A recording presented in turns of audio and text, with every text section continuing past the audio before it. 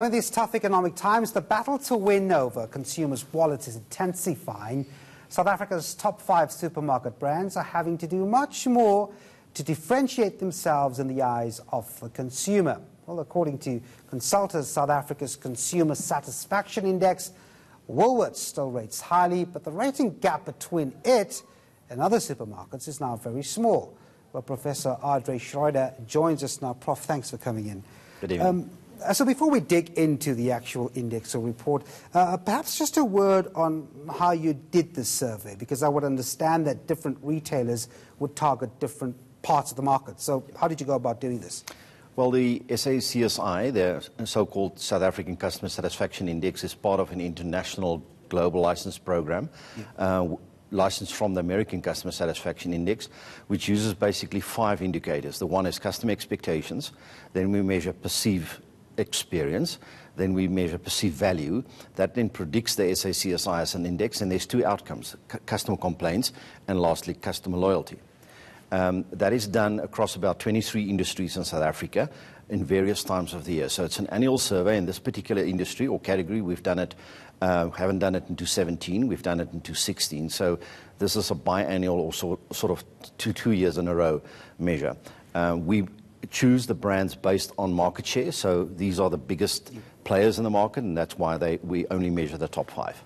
You look at, well, what's still coming out on tops as far as the customer experience is concerned, but you will tell me that the gap is narrowing and you have a much more consistent feel of the SPAR group, don't you? Yeah. Why is that? Woolworths have been doing very well. You know, if we take back 2014, they were clearly leading. As a matter of fact, the lead between them and whoever was second was such that they could clearly declare themselves winner in the category. Now they've actually allowed the likes of SPAR and Checkers to catch up enough that they don't have that, let's call it statistically, verifiable lead. And they can't claim the outright lead in that category anymore. They still lead, but they have shown a decline, whereas SPAR have actually shown quite a marked increase. So if you decline on this side and your competitors are increasing, the gap is narrowing, and therefore you start to feel the pinch of competition.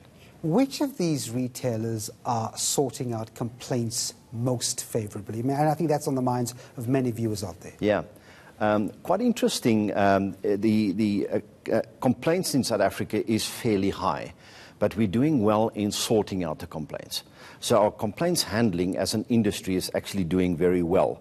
But when we talk about the actual area that is doing the best in terms of complaints handling is Checkers, whereas a sister company in the same group, Shoprite, is doing worse on the other side. Woolworths is also declining in their ways of handling complaints, and that we see quite a marked increase in their complaints. They're now showing an average of 18% complaints, where a couple of years ago it was merely 10%. And I suppose as a retailer, you've got to consider these things very carefully, because here again, it really is an illustration of the fact that competition is tough out there, and you've got to sort these variables out. It really is an indication of that, isn't it? It is very much so, and I think the battle now is for the battle of the wallet of the consumer, because it's about perceived value. You don't really find a clear differentiated winner in terms of their value proposition anymore. And perceived value, I think, is one of the nemesis of Woolworths, because they're starting to paint themselves into an expensive sort of position, whereas SPAR is actually sort of matching them on product quality, matching them in terms of good store layout, fantastic fresh produce and variety, and at affordable prices. So I think Woolworths needs to revisit that particular approach and starting to really deliver more value. When you look at, the layouts is a very interesting thing that you measure. Do you have a variable that talks about that sort of customer experience? I would imagine it involves the physical part of the store as well. Yeah, it's one of the variables. We measure a whole range of attributes that plugs into the total standard model. And layout is one of them. But layout to the degree that it's a convenient layout. It must make logical sense. South Africans drive on the left-hand side of the road, which means that we actually tend to turn to the left as we enter a typical shop. You will not do the shop layout in such a way that you're almost anti-traffic. It needs to be convenient to where you find your quick purchase type items, the bread, the milk, the sort of vegetables. Whereas your items that's not regularly purchased, you'll typically find a bit deeper into the store. Woolworths has been masters in that. Their store layout has been really fantastic. But let's take Checkers recently and let's take Spar. I think we need to really acknowledge that they've actually really improved themselves there. Such a psychological element to this. It is. Fascinating. Well, thanks very much indeed, Prof, for coming in. My pleasure. That was Professor Andre Sharda talking to us about how South Africans rate supermarkets.